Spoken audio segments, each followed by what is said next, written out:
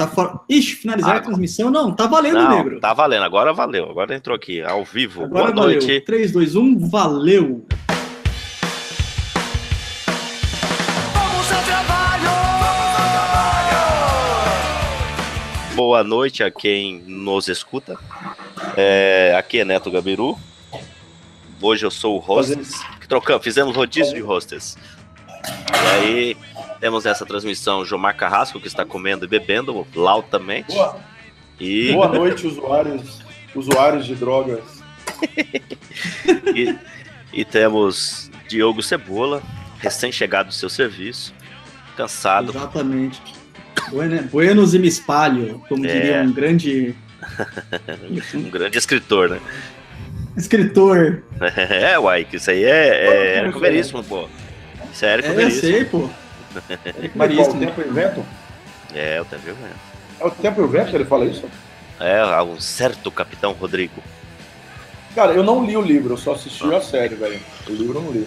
Você leu o livro? Eu li toda... São 9 livros. Você assistiu a série na TV, né, Jomar? Na 83. Globo. Eu também assisti. Eu também assisti. Caralho, meu. Pô, mas a série era massa pra caramba, bicho. A série era massa pra caramba. Não, a série é muito boa, porra. Muito bem feita, os padrões da Globo daquela época lá, bem construída. Grande Você não tem elenco. mais isso? Mas e essa série? Tinha Lei Rouanet ou não tinha? Não. Não, é dinheiro da Globo. Então, entrando nesse assunto, eu vou dar uma pincelada. Hoje à tarde aproveitando que a segunda-feira normalmente é meu dia de folga, eu tive mais tempo de ficar no Twitter. E aí, zapeando de lá pra cá, de cá pra lá, eu vi uma notícia que dizia que, confirmado, né, que o Temer tinha sancionado o aumento ao STF, que só com eles vai gerar 1,3 bilhão nas contas do Tesouro Nacional. E comparando isso, a Lei Rouanet investe 1,4 bilhão em renúncia fiscal, não é nem investimento. E Exato. Financia diversos projetos culturais. Então, pegando esse mote, eu sugeri que a gente discutisse se nesse novo governo, como é que a cultura vai ser considerada, né? O que vai ser considerado cultura e se cultura é investimento ou gasto. Da onde a gente parte para a conversa de hoje. O DNA do rock de ontem, hoje e amanhã está aqui. Rock Essência.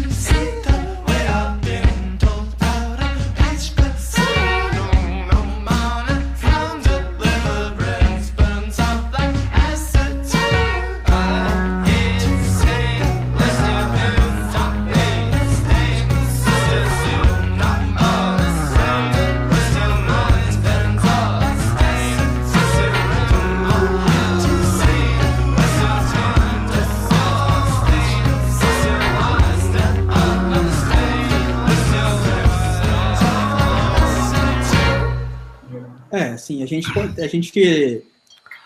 por mais avesso que seja o governo, a gente vai só especular hoje, né? Exatamente. É uma questão de especulação, assim. Se a gente for pegar no cerne do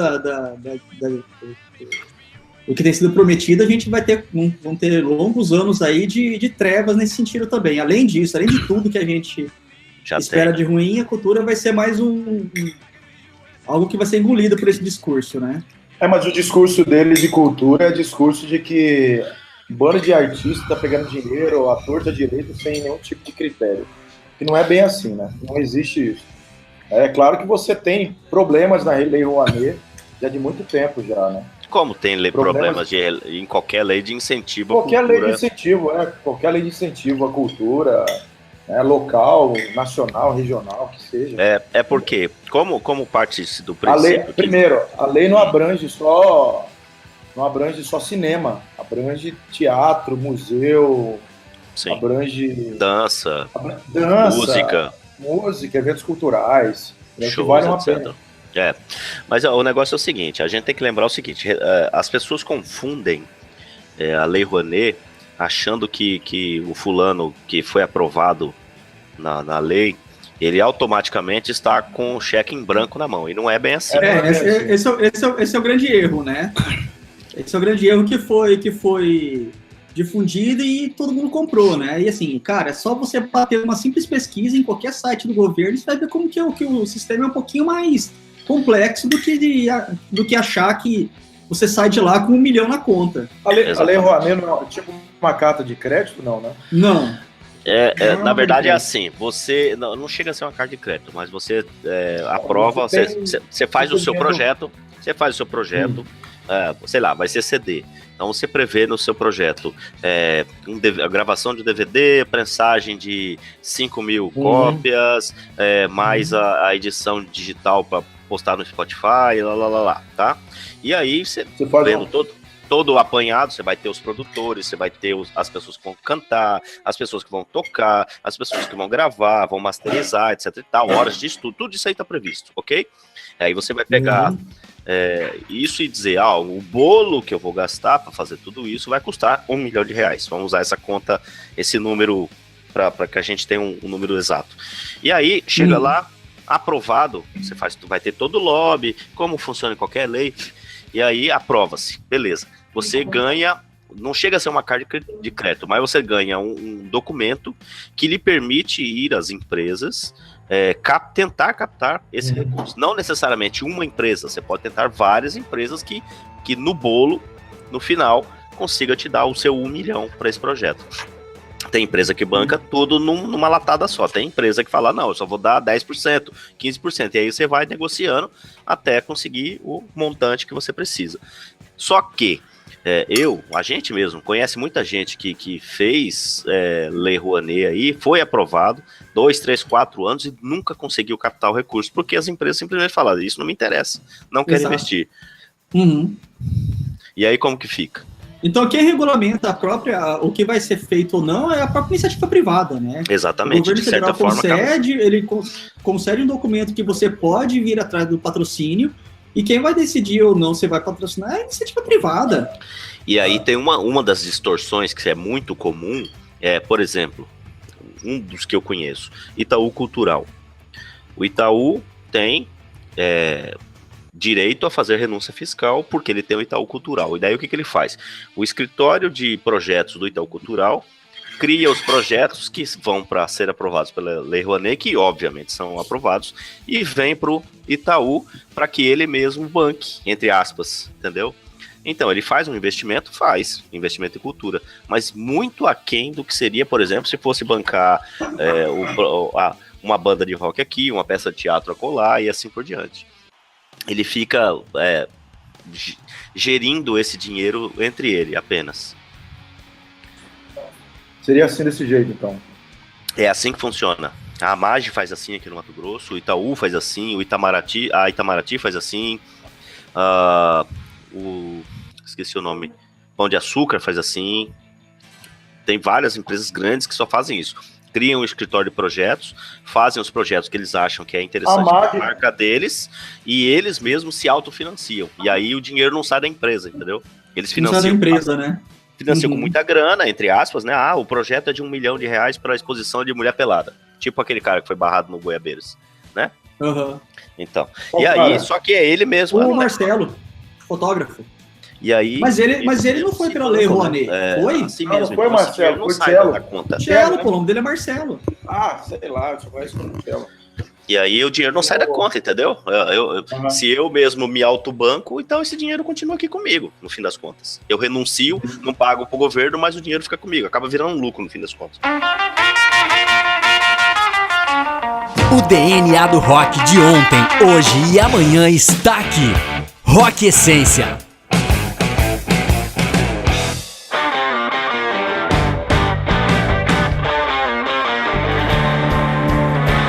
Oh, come on, baby, and tell me what's your stop. I haven't made my mind up yet. I don't know where to get off. You wouldn't know, but it's true. I stayed on board for you, and now I'm hoping that you notice me, as that's all I can do. You know it's not the same. I thought love in this way. I've been mistaken one time. I'll never do it again. Oh, now you know life moves slow. 200 miles per hour. Yeah, minding your own time, I know. But I only know now. I know it don't make sense, and that we could be friends. But if you now just hear me out, I'd like to see how this ends. You know it's not the same. I thought love in this way. I made a mistake one time. I'll never do it again. Oh, ooh, ooh, ooh.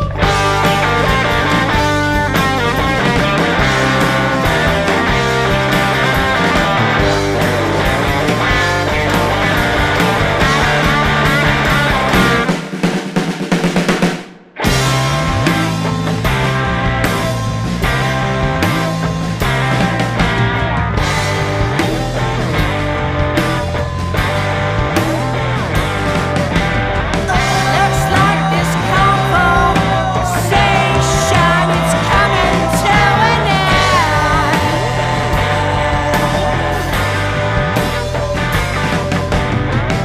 I'll let you go now. Would you call me a friend? Oh no. You wouldn't know, but it's true.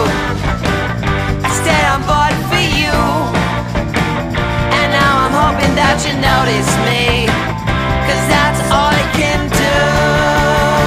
You know it's not the same. I thought love in this way. I made a mistake one time.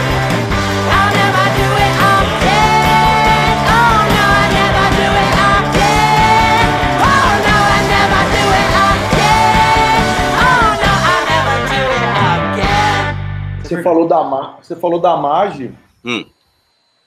mas a Mage mexe com eventos culturais, mas é coisa deles, né? Coisa interna, né? É coisa interna, mas não deixa de ser evento cultural, entendeu? Eu Porque sei, mas não é nada assim.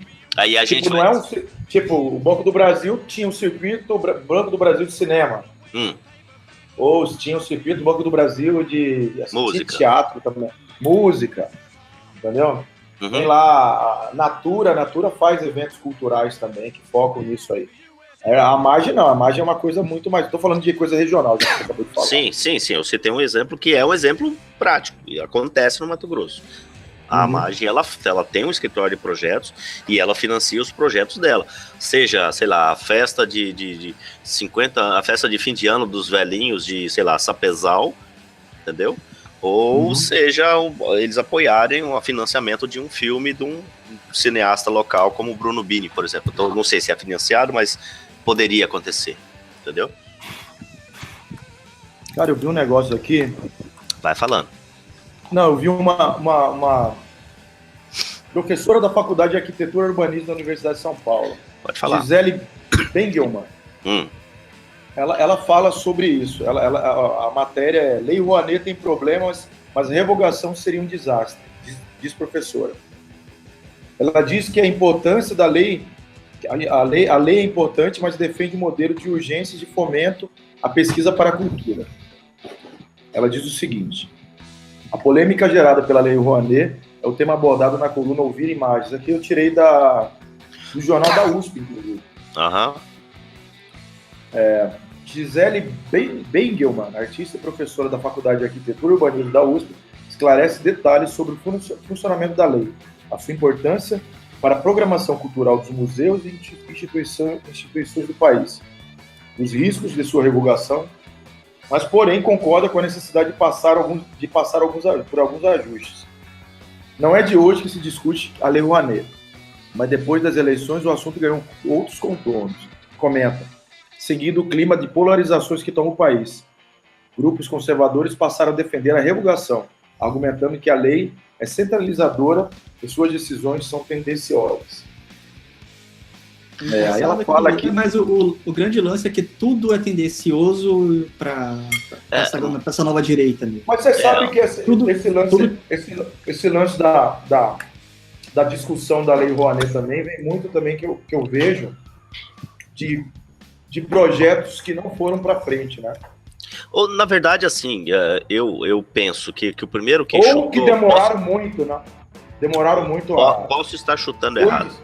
Posso estar chutando errado. Mas, por exemplo, teve o primeiro que eu me lembro de ter começado a falar mal da Lei Rouanet é o portentoso Lobão. Mas por quê? Ele captou dinheiro da Lei Rouanet para fazer aquele primeiro disco que ele vendeu em banca. Sim. Entendeu? E se enrolou com a prestação de contas. Eu não sei bem como foi porque a lei ela é muito rigorosa. A gente fala do jeitinho brasileiro, etc e tal, e a Lei Rouanet ela é cheia de pormenores que, se você não apresentar o 0,01 real que você gastou, eles reprovam suas contas. E aí você entra na dívida ativa federal, tem um monte de sanção, ok? A partir disso aí, muita gente começou a falar mal da Lei Rouanet, porque no final das contas, eles ou se sentiam fora da panela ou se sentiam ressentidos porque essa reprovação de contas, quando eles conseguiam pegar o dinheiro, acabava sujando o nome deles. Eles não queriam que acontecesse isso, mas não conseguiam provar ou aprovar as contas dentro do que é pedido na lei, entendeu? Eu queria achar a explicação do que é. Deixa eu só dar uma... Pode falar. Vou dar uma pincelada aqui mais uma vez aqui. E essa professora aqui dessa matéria, vai falando. Ela defende a importância da lei, reforçando que a sua revogação será um desastre. Porém, observa, é preciso ponderar que a Lei Rouanet precisa de ajustes e não podemos ter uma única lei que contemple do pequeno produtor ao mega evento. Exatamente isso. Isso é um ponto determinante na lei, né? Você não pode avaliar um cara que vai fazer uma projeção de cinema para uma comunidade carente lá, utilizando a Lei Rouanet, para cidades, ou para um mega evento, tipo esses eventos. Luan Santana. Tem muito evento sertanejo que Sim. tem apoio é aquela, falando localmente e falando de anos atrás, daquela nossa briga histórica com o pessoal do Cubo Mágico, hoje fora do eixo, que era, eles praticamente se adonaram, né, durante um certo período da Lei Estadual de Cultura, Lei Hermes de Abreu. E a gente questionava exatamente isso. A lei de incentivo é exatamente para isso, para incentivar novas pessoas, não de manutenção. Não de não de ficar num grupo só, né? Um grupo restrito, exatamente, porque daí você não é uma lei de iniciativa, você é uma lei de manutenção. Você está sempre mantendo essas pessoas ali. E eu imagino que... E então, uma das distorções que essa professora aponta é exatamente isso. Assim, beleza, nós vamos apoiar grandes eventos de música, o que seja, né? Mas não vai ser para um Luan Santana da vida, vai ser para o cara aqui do bairro que toca o violãozinho no bar no fim de semana, mas que de repente ele possa ter a oportunidade de apresentar o som dele, nem que seja cover, ok, mas que ele tenha a oportunidade de apresentar a arte dele, né, vamos por assim dizer. Não acontece. O grande lance da Rouanet é que o que pega, e venhamos e convenhamos, não deixa de ser verdade, que aparentemente a lei ela beneficia muito um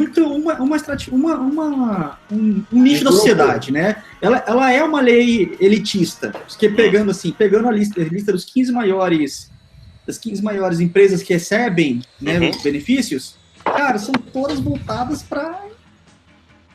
Você não vê nenhum voltado para o grande público, entendeu? Sim. São eventos totalmente elitizados.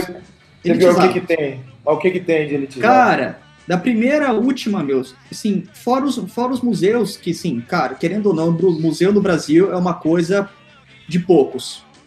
Podem falar o que quiser. Tá lá, tá à disposição, mas você sabe que a grande população não vai. Não vai. Tá, cara, é muito legal. Eu adoro ir em museu quando eu tenho oportunidade de sair. Em Cuiabá eu já tentei ir algumas vezes, assim. Mas aqui museu aqui é uma coisa tão... Não, então, infelizmente é uma coisa incipiente, né?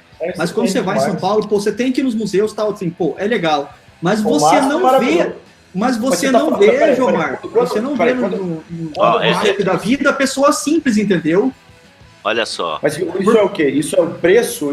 Não, tem os dias gratuitos, entendeu? Lógico que tem questão do preço. Falta o quê? Divulgação? Não sei o que é, mas assim, a pessoa simples, ela é a mesma coisa, Jomar, de você entrar dentro de um cruzeiro. Olha aqui, você falou em relação a esses 15 maiores captadores, né? Eu abri uma matéria da Exame do dia 13 de setembro de 2016. É essa mesmo. Entendeu? Os 15 maiores captadores de recursos da Lei Rouanet em 2015, bem específico, tá? Ele cita aqui a Aventura e Entretenimento Limitada, 21 milhões, que é a empresa que é sediada no Rio, que fez o espetáculo da Elis, turnê musical, e do Chacrinha, o musical também, tá? Instituto Tomi Otaki. Calma. Instituto Tomi Otaki. Eu vou falar do musical. Calma. Instituto Tomi Otaki pegou 19 milhões, que é um museu, né? Museu de Arte de São Paulo, MASP, pegou 17. Assim, ele não pegou 19, Itaú, né? É aquilo que eu disse, né? Instituto Itaú Cultural, 14 milhões. Entendeu? O cara consegue aprovar um projeto para isso. Aí uma empresa... São vários projetos, só na verdade, isso. Né? E aí, por exemplo, TF4 Entretenimento, T4F então, Entretenimento, que é aquela que vende ingressos de grande show. Ela conseguiu 13 milhões em 2015. Que foi, inclusive, quem fez o show do Roger Waters agora no Brasil. Exatamente. Foi por isso que veio esse lance. Foi por isso que veio esse lance todo, inclusive. Que ele conseguiu ler o Rouanet. Então, mas esse show específico não teve Lei Rouanet. Exato. Mas só para citar esses 3 primeiros. Então, assim, são empresas que, como eu falei, criam seus próprios birôs de captação de recursos e não necessariamente eles fazem um projeto para pegar, sei lá, 15 milhões, 17 milhões. Mas eles criam vários projetos, pulverizam essas coisas e no final, no bolo, eles captam a quantidade que tem que ser. Também aproveitando, eu fiz uma pesquisa rápida aqui, primeiro falando, entrei na página da Lei Rouanet, no portal da Lei Rouanet, rouanet.cultura.gov.br, e aí diz aqui, incentivo fiscal é o mecanismo em que a União faculta as pessoas físicas ou jurídicas a opção pela aplicação de parcelas do imposto de renda a título de doação ou patrocínio no apoio direto a projetos culturais aprovados pelo Ministério da Cultura. E aí, quem pode apresentar esses projetos? Todo projeto cultural de qualquer artista, produtor ou agente cultural brasileiro pode se beneficiar dessa lei e se candidatar à captação de recursos de renúncia fiscal. Também, claro, renúncia fiscal. A proponência pode ser feita por pessoas físicas com atuação comprovada em área cultural, pessoas jurídicas de natureza cultural com no mínimo 2 anos de atividade, podendo ser pessoa jurídica pública, de administração indireta, autarquias, fundações culturais, etc., no caso Petrobras, né? e pessoas jurídicas privadas com ou sem fins lucrativos, empresas, cooperativas, fundações, ONGs, organizações culturais, no caso Itaú Cultural, Orquestra Sinfônica Brasileira, ou de São Paulo, etc e tal. Tá? Eu não vou entrar no mérito aqui, porque a página é bem extensa, mas aqui, ó, o último que eu vou colocar aqui é faixas de renúncia. Os projetos culturais podem ser enquadrados no artigo 18 ou no artigo 26 da Lei Rouanet.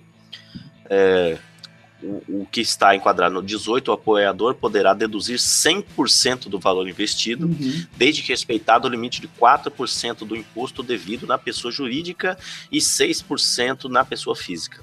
Então, de repente, o Itaú da vida, que ele deve para o governo aí 100 milhões, ele pode investir até 4, não, é isso aí, né? 4%, né? 4% dá para investir até 4 milhões em um projeto, entendeu? E aí vai juntando esse bolo. Isso mesmo. No caso do artigo 26, poderá deduzir do seu imposto de renda o percentual equivalente a 30% no caso de patrocínio, ou 40% no caso de doação para a pessoa jurídica, e 60% de patrocínio ou 80% em doação para a pessoa física. E a Lei Rouanet define esse enquadramento com base em segmentos culturais.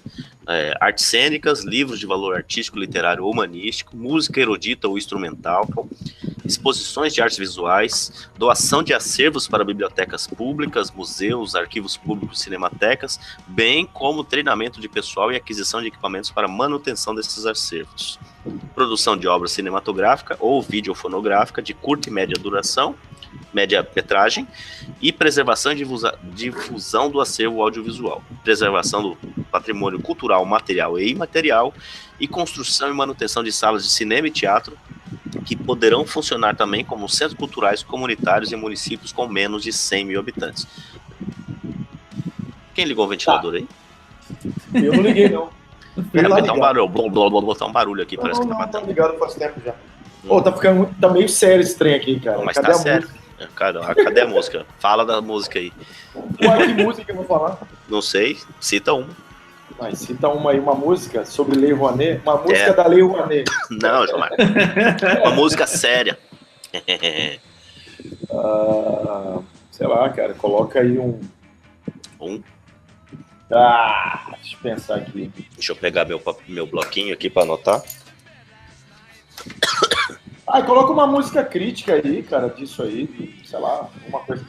Falando, não tem nada a ver, cara, mas o grupo da banda aqui, o Murilo, ele printou uma conversa que ele tá tendo com o tio dele. Sabe quem que é o tio do Murilo, né? O Marcos, que apoiou o Bolsonaro.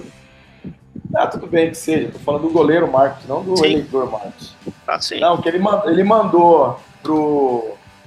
O Murilo. Ele mandou uma música nossa pro Ronaldão. Dois Ronaldão, né? O Ronaldão goleiro e o Ronaldão também, que era do Corinthians, né? Ronaldo goleiro, tem o Ronaldo goleiro e tem o Ronaldão, que foi zagueiro do São Paulo. Do São Paulo, é verdade.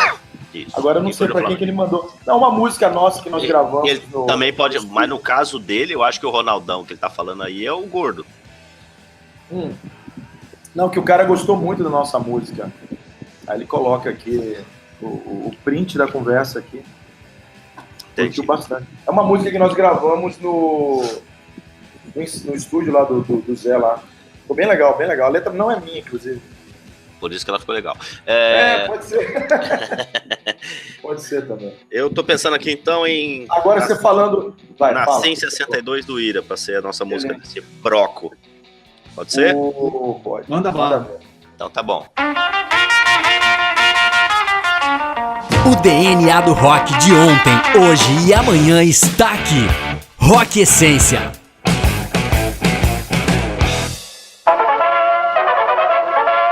Amigo ouvinte, aqui fala o repórter S, o testemunho ocular da história.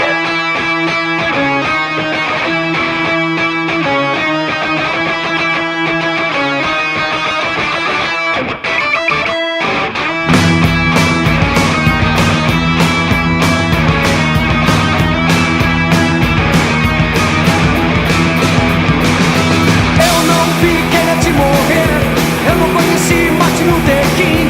Eu não tenho muito para dizer. Nasci em 62, nasci em 62.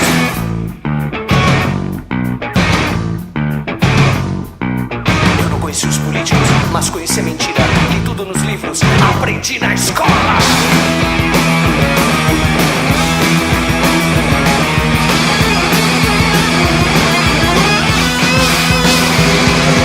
Eu não vi Kennedy morrer, eu não conheci Martin Luther King, eu não tenho muito para dizer.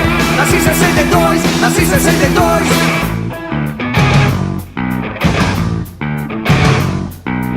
Posso morrer hoje, meu dinheiro nada vale. Eu não quero segurança, eu não quero segurança.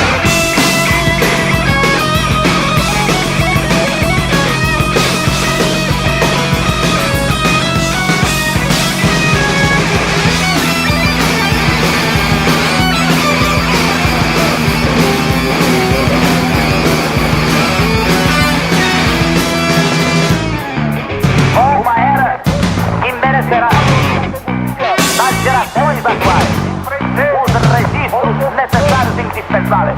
Eu não vi Kennedy morrer, eu não conheci Martin Luther King, eu não tenho muito para dizer. Nasci em 62, nasci em 62.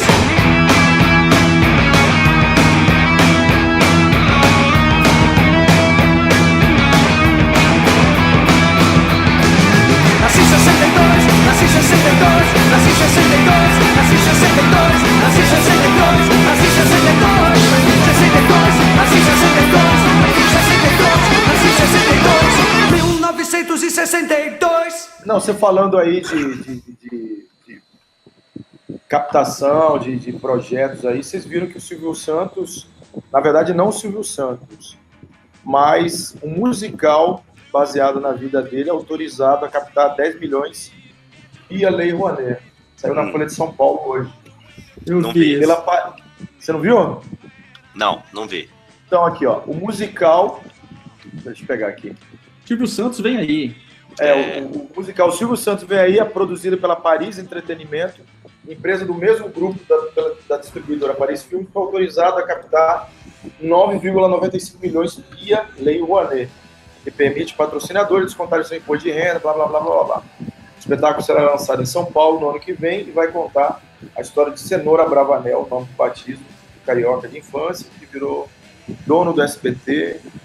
Aí fala um pouco aqui e tal, mas falando dessa coisa, né, da captação de recursos aqui. Paris Filmes é uma empresa grande, né, cara? Sim. É o que eu falei e reitero.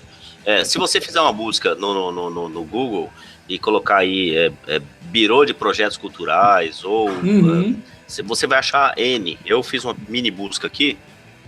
Tem um chama exatamente Birô Projeto, que é de Curitiba, e ele, no caso, abriu um link aqui deles. Também tem muita empresa que só vive disso. Exatamente, projetos culturais em leis de incentivo fiscais, aí atendimentos e dúvidas de lei de incentivo municipal, estadual, federal, editais, elaboração de projetos, curso de capacitação em leis de incentivo fiscal, assessoria na prestação de contas. Mas isso aí.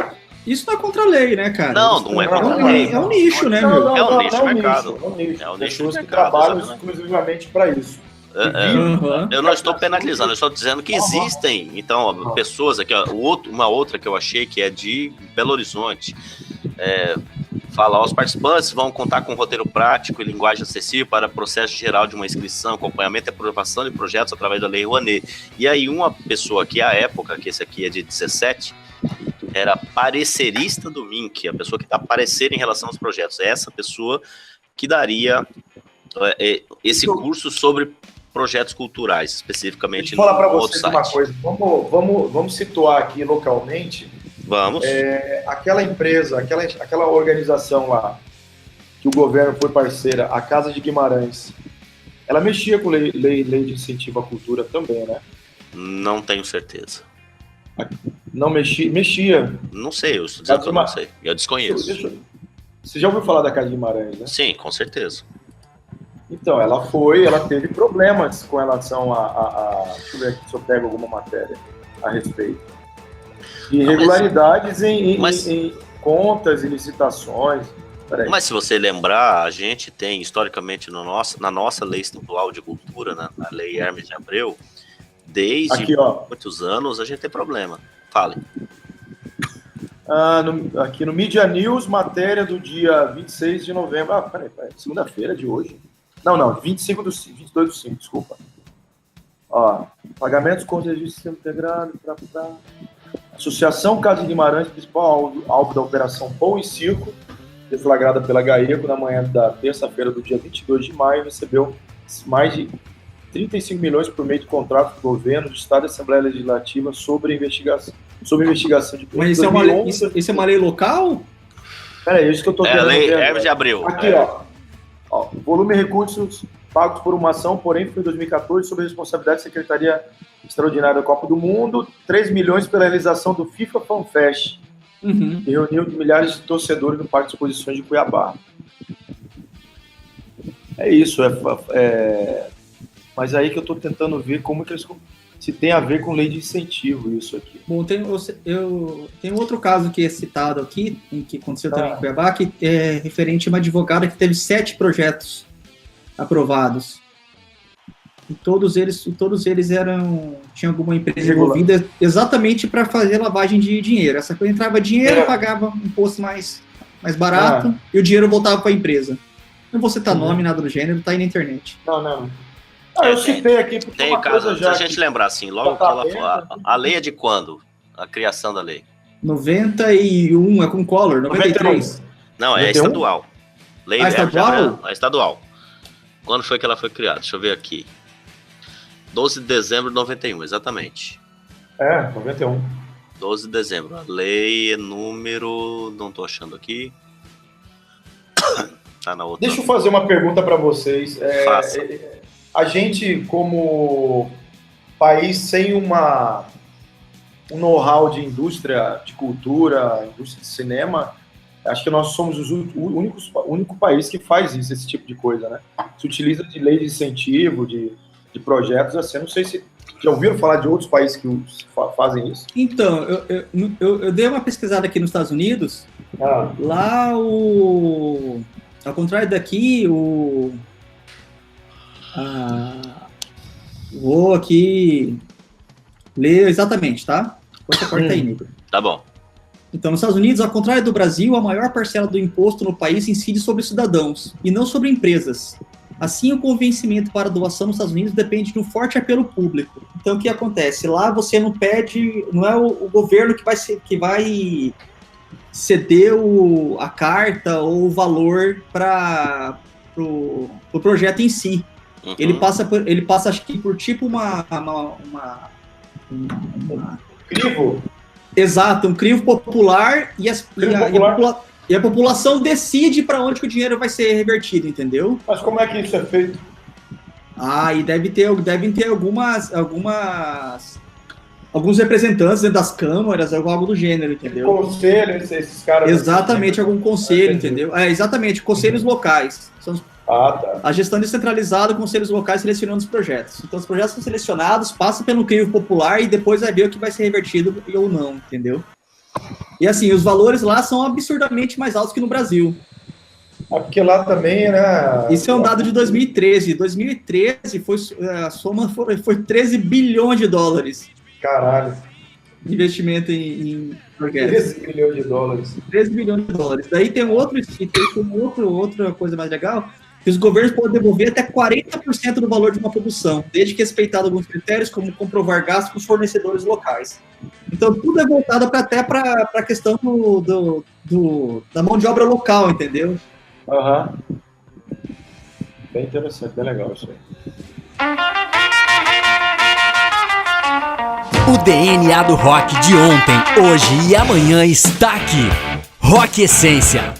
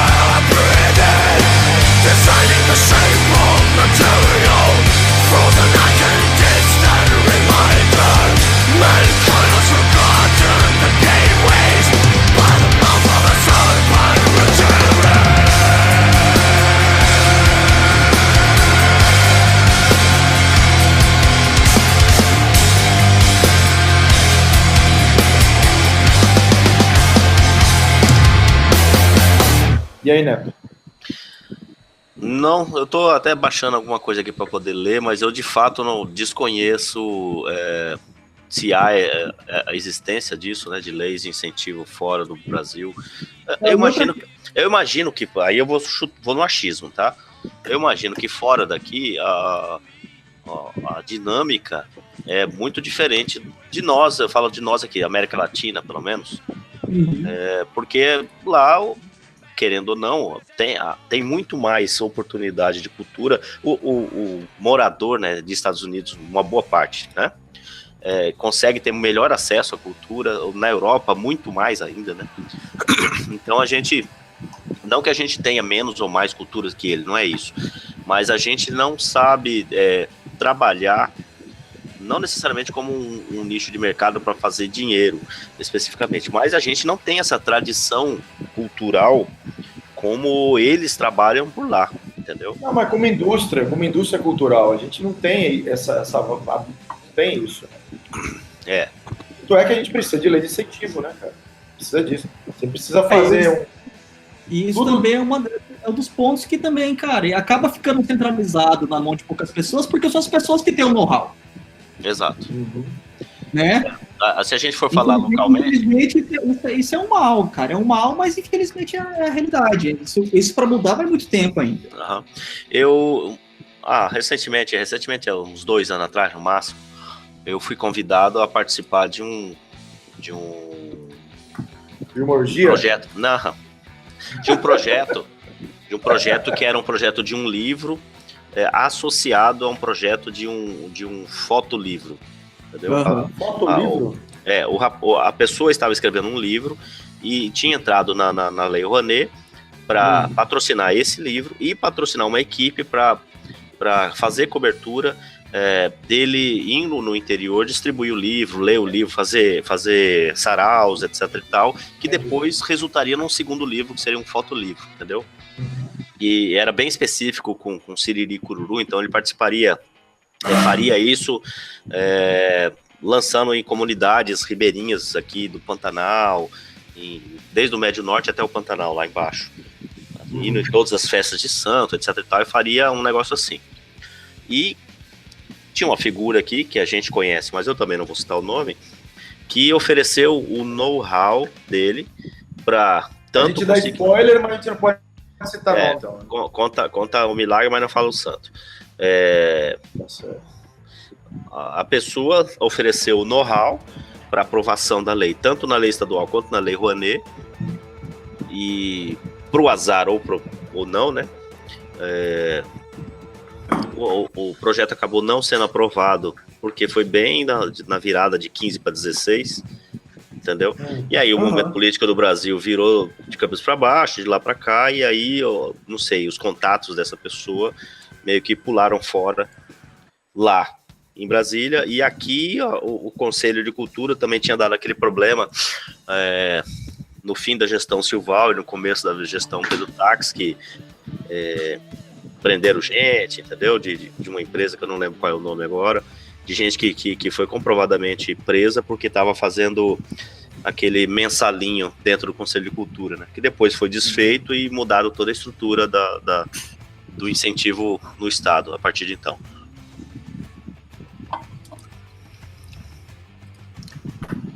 E aí? E aí, bota uma música aí agora. Que música que o senhor quer ouvir, então, senhor? Não, agora Cebola, pede aí, Cebola. Coloca... Puta merda, cara. Aí você aperta, né? Nada, o que você quer escutar, pode colocar aí. Cara, coloca... Será que a gente pode pegar o negócio do Spotify?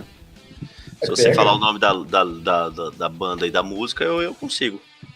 Cara, não é tão rock and roll, cara, mas eu vi um tributo ao Nirvana só com banda de... Ah, tá, você mostrou pra mim, achei do caralho isso aí. O DNA do rock de ontem, hoje e amanhã está aqui. Rock Essência.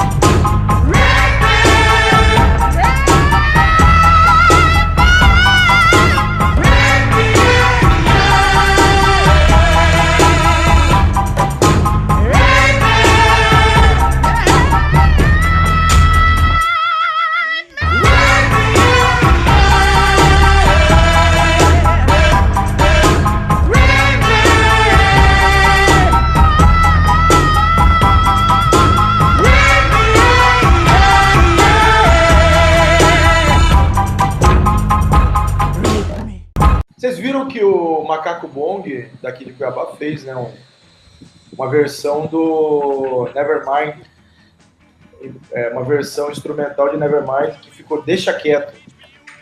Ah, é? É, instrumental. Eu ouvi algumas coisas assim, eu achei razoável, legal.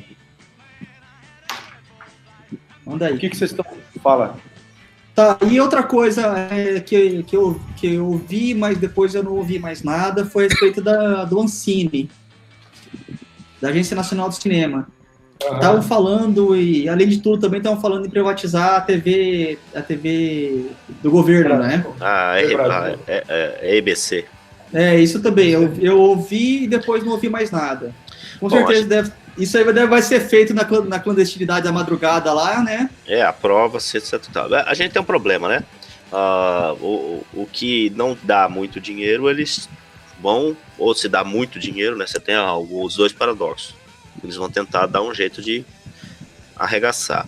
Então, Neto, mas o Ancine pega muita grana, né? Principalmente fora de Cuiabá aqui, porque a gente tá fora dessa realidade. Cara, mas o montante do dinheiro, cara, essa muita grana, dentro do montante de um governo, cara, é irrelevante, entendeu? Sim, eu sei disso.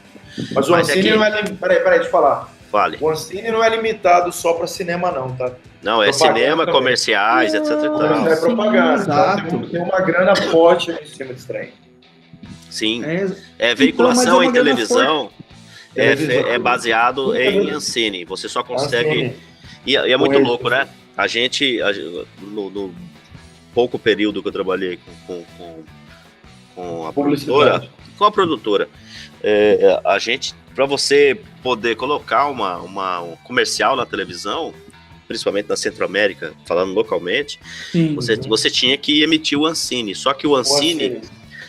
Os caras pedem para você na quarta-feira para colocar na TV até sexta-feira antes das 4 horas da tarde. Sim. E o Ancine leva 2 meses para ser aprovado.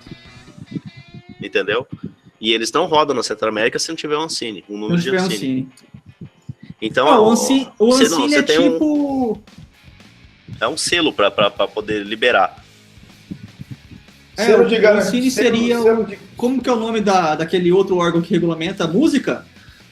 O ECAD. ECAD, exato. É parecido. Você só consegue fazer se tiver o número de Ancine. Você não roda em tese, né? Mas isso funciona lá fora. Em São Paulo, no Rio, Curitiba, no grande centro, que o cara pega na empresa lá e faz um planejamento do ano todo. Ele já sabe o que vai rolar e de lá ele já faz todo o planejamento de requerer os Ancine, porque você tem que colocar a nota fiscal dos custos de gravação com todo mundo, com todos os profissionais envolvidos, com todos os atores envolvidos. Você tem que ter a nota fiscal de pagamento, de desembolso, tá? De todos os profissionais envolvidos com a edição do produto.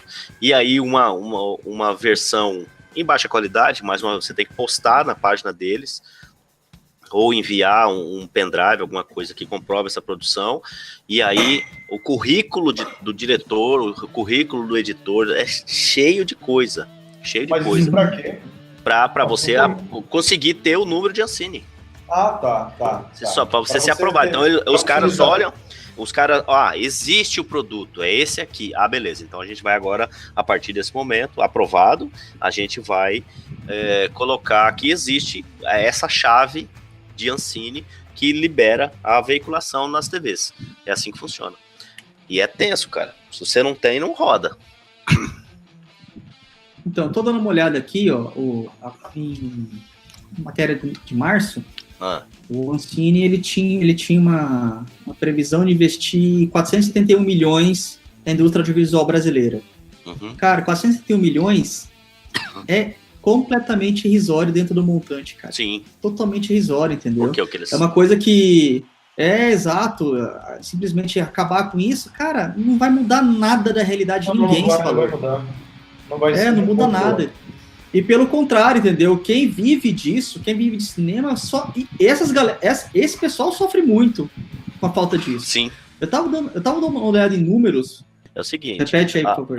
Para quem é freelancer no audiovisual, essa burocracia do Ancine, em que se pede a comprovação via nota fiscal emitida pelo prestador de serviço para a produtora, para que ela consiga a aprovação para sua veiculação do produto que ela produziu, é como se fosse uma salvaguarda para quem trabalha com freelance, para que ele receba. Então, porque se eu emito a nota para você, obviamente você vai ter que me pagar, senão eu não entrego a nota na sua mão. Toma lá da cá, literalmente. Entendeu? E aí fica como se fosse um resguardo para esse pessoal que foi pago. E o Ancine serve também para isso. Uhum. O DNA do rock de ontem, hoje e amanhã está aqui. Rock Essência.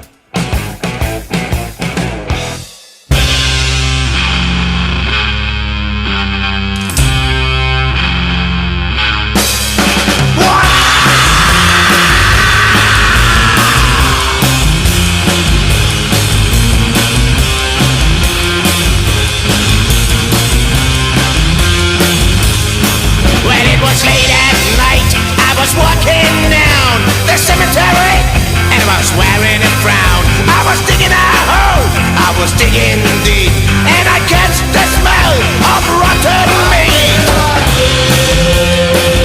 I'm digging my grave. I'm digging my grave. I'm digging my grave. The lid of the coffin, long and black. I open it up and I jump right back. I see myself laying there, down in the ground, ain't going nowhere. I'm digging my grave. I'm digging my grave. I'm digging my grave.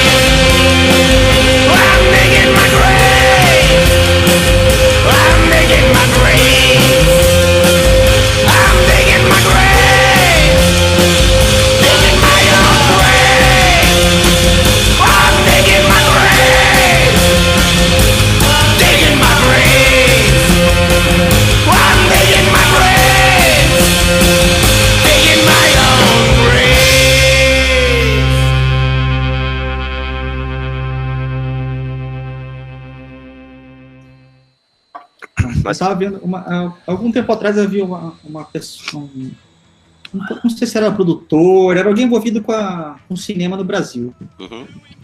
E ele falou uns dados em relação quantas pessoas estão envolvidas dentro da produção de um filme, direto e indiretamente. Né? Infelizmente eu não consegui achar essa informação no Brasil. Mas pegando aqui, já fazendo uma comparação tanto fora de parâmetro, mas pegando grande produção de Hollywood, tá?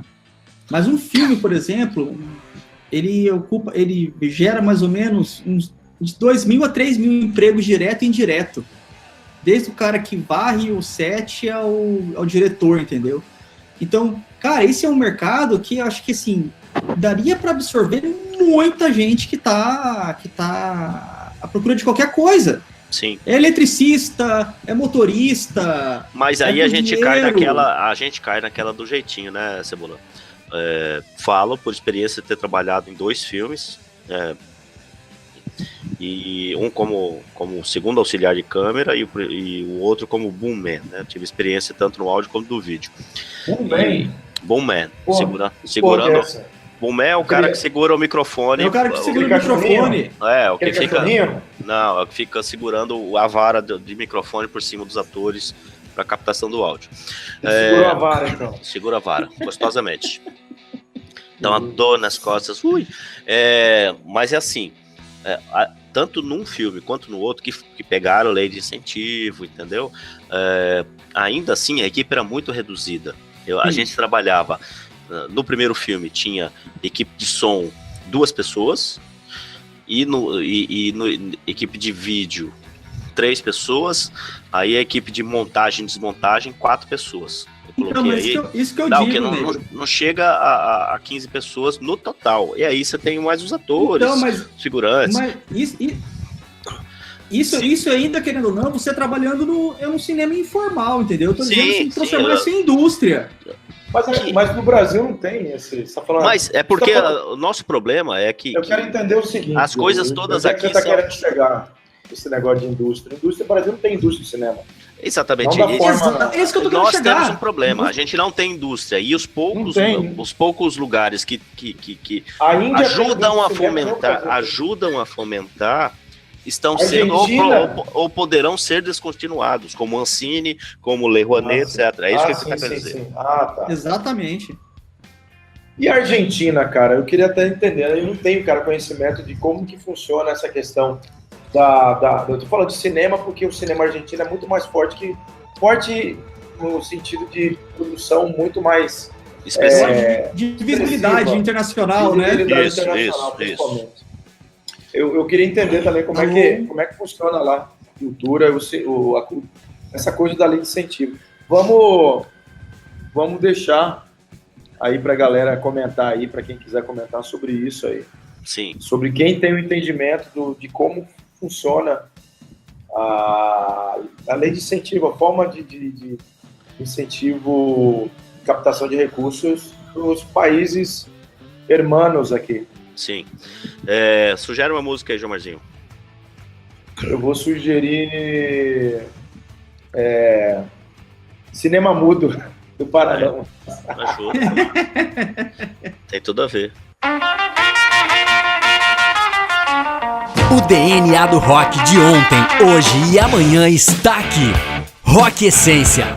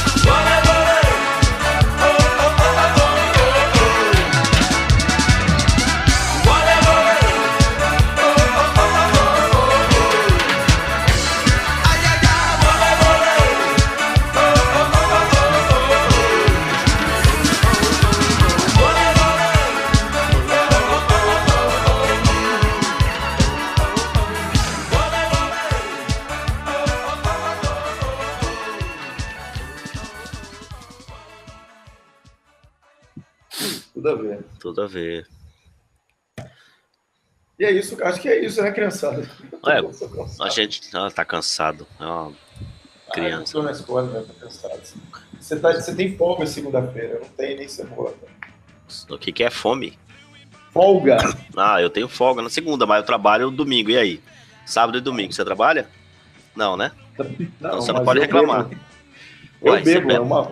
Alguém te obriga a beber? Ou Não. o que você quer? Só pra saber. Ai. Então, mais aí? só para finalizar, eu acho que só para fechar o que o Cebola estava falando em relação à indústria, a gente tem um problema muito grande, Sebas, é que todo equipamento, sem exceção, todo equipamento de ligado, seja a fotografia, você entende bem, ou cinema, ou televisão, é tudo importado.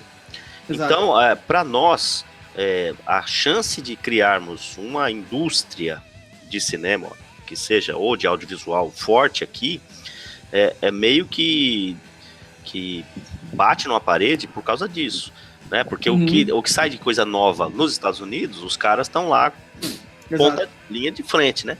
Pra gente, além de levar um tempo, você ainda vai ter que gastar na grana deles, né? Seja euro, seja dólar, num país que está com uma crise financeira fodida e que, como você mesmo tá pontuando, prestes a perder as poucas ferramentas que ajudem a fomentar essa coisa, né? Exato. Vocês acham que a gente vai ter nos cinemas brasileiros a volta daquela cartela de como é que fala de faixa etária? Se bem que tem isso, né? Mas não... Já tem, isso aí nunca deixou. Tem uma lei federal e uma lei estadual que fala disso. Eu tô falando nem no cinema, vamos falar de TV mesmo. Sim. Aquilo censura. Censura. Esse programa é... Recomendado recomendado para faixa etária, eu não lembro. Você lembra como é que era isso, cara? Não, cara, eu não acredito nisso não, meu. Eu não acredito nisso não. Assim, se a gente for falar da política, vamos sair um pouquinho da seara do que a gente tá conversando e falar você tá querendo saber como que vai ser, se vai haver um recrudescimento do regime, é isso? Exato. Recrudescimento. Você gostou da palavra? Eu gosto. Essa palavra o senhor quiçá deve lembrar. A gente tem... quem tá dando, ou quem veio dando o golpe de lá pra cá, foi a elite. A elite não vai jogar dinheiro fora. Então eles sabem o que estão fazendo. É claro que é uma briga grande entre dois grandes grupos de televisão no Brasil, né? Hoje, a guerra declarada entre a Globo e a Record, que por enquanto ganhou o coração do Bolsonaro, né? Do presidente eleito. E a Globo, que tem todo o conglomerado, com rádio, jornal, TV a cabo, TV aberta e tal. Espalhado no Brasil inteiro. Internet, site, etc. Então, a gente tem... Eu não acredito que vá haver de novo a volta da censura nesses moldes que foi da ditadura de 64 a 85, exatamente porque a forma de golpe foi diferente, né?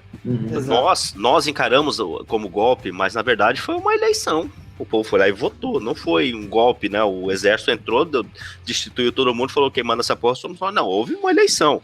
Então, constitucionalmente, a gente pode não acreditar no que aconteceu, mas constitucionalmente o governo eleito é legítimo, tá? Seguindo essa lei que tá aí vigente, já tem 30 anos. Né? Então os caras deram um golpe, sim, derrubaram o governo, fizeram alegações falsas, processaram, fizeram o que fizeram, mas o que acaba valendo para o novo governo é a eleição, e a eleição foi no voto livre, tá? Porque essa elite que está por trás disso tudo, ela quer ganhar dinheiro, não importa como. Então não importa como, foda-se. Então ela não vai rasgar dinheiro. Literalmente Maquiavel. Então ela não vai rasgar dinheiro. Ela vai fazer o que ela precisa fazer para que ela continue mandando do jeito que tem que ser. Talvez uma ou outra entre esses dois grupos que eu citei, né, entre Record e Globo, um deles se sobressaia, dependendo do volume de aporte financeiro que vai acontecer por parte da Secretaria de Comunicação do Governo Federal, né, as suas várias empresas, Caixa, Petrobras, Banco do Brasil, do próprio Governo Federal, dos ministérios, etc. Não sei, vai depender muito disso, mas a priori, essa elite econômica / elite financeira não vai deixar chegar naqueles moldes, porque senão eles acabam perdendo dinheiro, acabam perdendo o público, né, das coisas que eles estão fazendo. Eu tava vendo aqui, lembrei agora que tem dessas vinhetas de censura aqui, tem uma aqui, mas essa não é da nossa época, né, da década de 80. Mas era mais ou menos o mesmo formato, acredito. Que era assim: Ministério da Justiça, Departamento de Polícia Federal, Censura Federal Televisão. Programa Chico City, produtor Central Globo de Produções, emissora Rede Globo, horário autorizado, 21 horas, proibido para menores até 14 anos. Válido até agosto de 1980. Entra a vinhetinha de programa. Antes e depois disso. Só por curiosidade mesmo. Mas eu acredito que não vai ter nada disso, não dessa forma. Eu não acredito que vai voltar dessa forma, como diz o Neto, vai ter um recrudescimento. Não vai ser dessa forma, não. O discurso deles já estão mudando, né? Mais liberalzão. E vai chegar uma hora que eles não vão ter mais inimigo. O inimigo vai ser eles, então qualquer falha que eles cometerem, eles vão ter quem culpar. Exato. O erro vai acontecer, o erro, não tem como, não é inevitável, né? Porque eles prometeram tanta coisa, eles não vão conseguir cumprir. Não, né? Não vai. Né? Isso falando em termos de cultura também, entendeu? O que eles vão colocar o quê? Vão colocar religião o dia inteiro na televisão? Não existe isso, cara. Nenhuma democracia do mundo. Espero que não exista mesmo, velho, sinceramente. Cara, porque assim, cara, ele é o maior exemplo, cara. Ele ganhou a eleição fora da televisão, meu. Televisão é uma coisa que ele não tem mais o suporte que tinha há 10 anos atrás. Mas que seja. Não elege mais ninguém, não tira mais ninguém. Cara, por pior mas a televisão ainda é um veículo de massa, né, cara? Sim, é um veículo de massa, Gilmar, mas só que ele é um veículo de massa que ele não tem mais o aporte que tinha, cara. Porque você tem que levar, e concordo com o Cebola, a televisão ainda atinge muita gente, mas eu digo pra você que hoje no Brasil a gente tem 2 nichos muito fortes. Nos grandes centros, nas grandes zonas urbanas, é a internet. Na internet sim, você vê o jogo. Você não precisa necessariamente ter assinatura de TV a cabo, etc. Você consegue ver os eventos, as séries, etc e tal. Você escuta música, você faz de tudo nos grandes centros. Na onde não chega essa internet que tá lá, é o rádio. Então a televisão, ela tá a reboque desses dois hoje. Ela já foi hegemônica na década de 80 e 90, e aí quando a internet bateu aqui, começo de 96, 95, 96, foi quando a internet chegou no Brasil, daí em diante a televisão só começou a cair, porque a internet ela conseguiu pegar tudo em si, e aí, aproveitando de novo o gancho que o Cebola falou em relação à eleição, a gente teve a comprovação concreta de que a televisão não faz diferença. Hoje não fez. Mais do que nunca. Mas ele pode utilizar disso aí. Na verdade, claro que ele pode utilizar, João, mas aí ele vai usar isso como barganha para outras coisas. Entendeu? Não, sim, os apoiadores, porque a televisão, os grupos religiosos, uma recorda. Porque a gente tem que pensar o seguinte: se ele for fazer qualquer coisa, ele não vai fazer pensando numa rede de TV, ele vai pensar no grupo, entendeu? Sim, claro. Se você for prestar atenção, eu pago ao grupo X para que ele venha e faça isso, ele pode colocar isso no jornal, pode colocar na TV, pode colocar no rádio, pode colocar no site, entendeu? Para onde eu dou a grana e falo, eu quero isso aqui, e aí você faz para mim, entendeu? Não necessariamente investimento em TV, que a TV hoje, como o Cebola pontua, e eu concordo, ela já está obsoleta. Essa TV, do jeito, da forma como a gente vê, não tem mais. Então vamos Vamos aí, recomendações finais aí. O que vocês recomendam aí? O que vocês estão ouvindo, estão lendo, estão assistindo? Vai aí, eu tô lendo, na verdade, um livro que eu ganhei já, que eu voltei a ler, que é Um de Nós, né? Sobre o massacre lá da Noruega. Eu voltei a ler, né? Eu tinha parado, fiquei aí uns 6 meses sem ler, por pura preguiça, e voltei a ler o livro, né? Você assistiu o filme da Netflix? Assisti. O filme é legal, mas o livro é muito mais... Com certeza é mais contundente, né? Totalmente contundente. Você lê, é foda que a leitura é isso, que é legal, né? O cara, a escritora, ela descreve os depoimentos, baseado nos depoimentos das pessoas que sobreviveram. Sim. O que aconteceu? Tipo, o cara parava ali no grupo dos jovens que estavam deitados fingindo de morto, e ele atirava assim no crânio, aí atirava, que perfurava o crânio. Cara, é muito foda pra caramba. Perfurava o crânio, aí a pessoa que estava segurando a mão da outra parava de respirar. Tem um pouco de romantismo e poesia, mas é bem legal esse negócio aí. Esse livro aí, Um de Nós é isso, né? Esse livro aí. Ok, e você tá escutando o quê? De música? Cara, hoje, o que eu ouvi hoje, cara? Não, ultimamente, o que você tem ouvido? Cara, eu tenho ouvido muita coisa que o Cebola me passa, cara. Eu ouvi a banda, aquela banda lá da Primeira Guerra Mundial, que achei do caralho. 1914, lá. Muito boa. Muito Chegamos então à conclusão que a nova enciclopédia do rock é o Cebola e não você. É isso? Ele ouve bastante coisa. Eu ouço também, mas tem coisas que eu não vou ouvir. Não ouço 100% de coisa que... Não. Ok. Então, só foi uma pergunta. Não tô querendo... Continua sendo a enciclopédia do rock, rapaz. Ah, tá. Isso cara, tirar de mim. Recomendo o documentário que a semana tá no YouTube na íntegra legendado. Eu Não Sou o Seu Negro. Eu não sou negro de vocês. É a história de um escritor americano que ele foi para Paris no final da Segunda Guerra Mundial e depois voltou para os Estados Unidos quando começou a ter esse movimento político, né? Movimento Panteras Negras e tal. E ele conheceu o Malcolm X, ele conheceu o Luther King, ele conheceu toda a galera que eram os frontmen do movimento e viu todos eles morrerem assassinados, entendeu? E aí ele começou a escrever o livro, né? E acho que morreu antes de finalizar o livro. Exatamente. O documentário é todo narrado, né? Pelo Samuel Jackson. E cortado entre a narração e os vídeos das épocas, assim. Cara, forte. Legendado. Tá no YouTube legendado. Cara, forte, pesado, assim, contundente. Documentário. Cara, assisti muito documentário já sobre o lance do racismo nos Estados Unidos e tal, mas esse eu acho que é um dos mais foda que eu assisti. E você, Antônio? Bom, eu estou relendo, depois de muitos anos, o livro do Musashi, que eu comprei em 98. Depois eu li uma vez e agora eu estou relendo, depois de quase 20 anos, mais de 20 anos, na verdade. Uhum. Eu li também, deve ter isso aí, mais ou menos. E acompanhado a única série que eu tenho acompanhado com alguma frequência é o Doctor Who, que tá saindo a nova temporada, já tá no 7º episódio.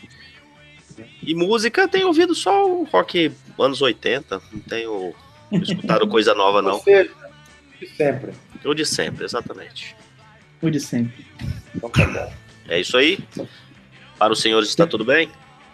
Tudo bem. Temos um programa? Temos um programa. Coloca, fala. Finaliza aí com As Aventuras de Raul Seixas na Cidade de Thor. Depois vocês pegam a letra dela, que tem tudo a ver com essa coisa do aventura. Aí. As Aventuras de Raul Seixas na Cidade de Thor. O DNA do rock de ontem, hoje e amanhã está aqui. Rock Essência.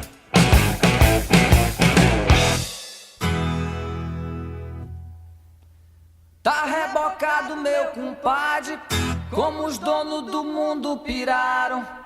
Eles já são carrascos e vítimas do próprio mecanismo que criaram.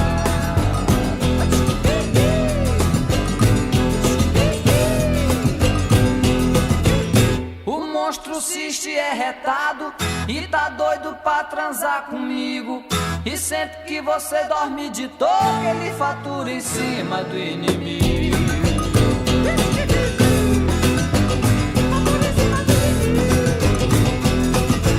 A Arapuca está armada e não adianta de fora protestar. Quando se quer entrar num buraco de rato você tem que transar.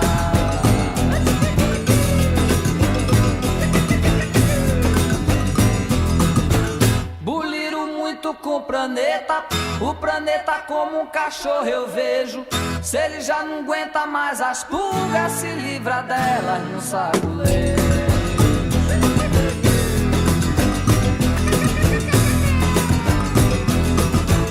Hoje a gente já nem sabe de que lado tão certos cabeludo, tipo estereotipado.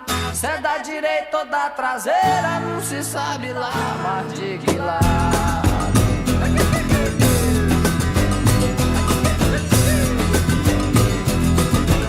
Eu que sou vivo pra cachorro, no que eu tô longe eu tô perto. Se eu não tiver com Deus, meu filho, eu tô sempre aqui com o olho aberto.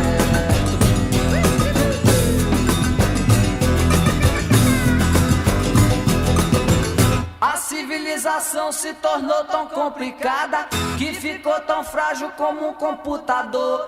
Que se uma criança descobrir o calcanhar de Aquiles com só palito para o motor.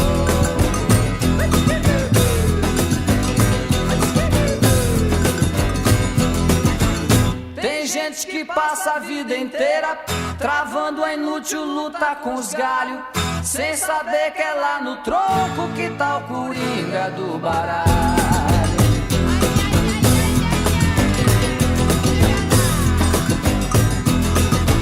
Quando eu compus, fiz ouro de tolo. Uns imbecis me chamaram de profeta do apocalipse, mas eles só vão entender o que eu falei no esperado dia do eclipse.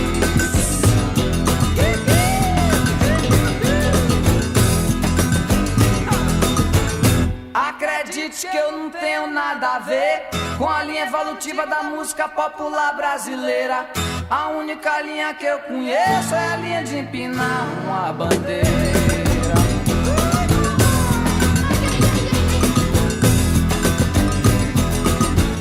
Eu já passei por todas as religiões, filosofias políticas em luta. Aos 11 anos de idade eu já desconfiava da verdade absoluta.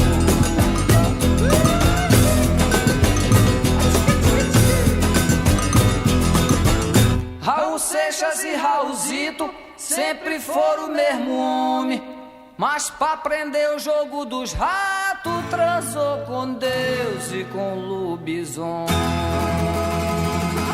Oxê.